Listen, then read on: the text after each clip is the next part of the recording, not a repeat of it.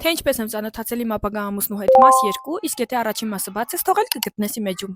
Ինչպես արդեն ձեզ պատմել էի, այդ աղջիկների փուչիկների հետ մենք շատ նկարվել էինք, ու այդ նկարներից մեկը ընտրում եւ տեղադրում եմ իմ ինստագրամյան հարթակում։ Եթե հիշում եք, այն ժամանակ ինստագրամյան հարթակն այնպեսին էր, որ մեր ընկերների գրված մեկնաբանությունները ու նկարների լայքերը մեզ մոտ уведомления-ի բաժնում գալիս էր։ Այսպիսով այդ նկարը տեղադրելուց հետո ստանում եմ մեկ մեկնաբանություն, որը գրել էր իմ ծանոթ աղջիկներից մեկը, ու մեկնաբանությունն այսպեսին էր. Սիրուն ամիս։ Այդ մեկնաբանությունը հայտնվում է այն տղայի մոտ, ով այդ օրը եղել էր մեքենայի մեջ, ու այդ շորերով ամուսնուս հետ նա նույնպես ինձ տեսել էր։ Եվ այդ տղան մտնում նայում է, գտնում է իմ մեջը, ուղարկում ամուսնուս ու ասում, որ գտել էին։ Էջիսս նաև պարզ էր դառնում, թե որտեղ եմ սովորում, այսինքն այնտեղ մոլբերտներ, նկարչական պարագաներ։ Պարզվում է, որ իմ բաժնի դասախոսները ծանոթ են նաև իմ ամուսնուն։ Դե իհարկե այդ ժամանակվա այն տղային, ով ինձ հետևում էր։ Ու դե մի օր ամուսինս որոշում է, որ պետք է գա հենց ինստիտուտում ու մի հատ էլ ինձ այդպես տեսնի։ Ես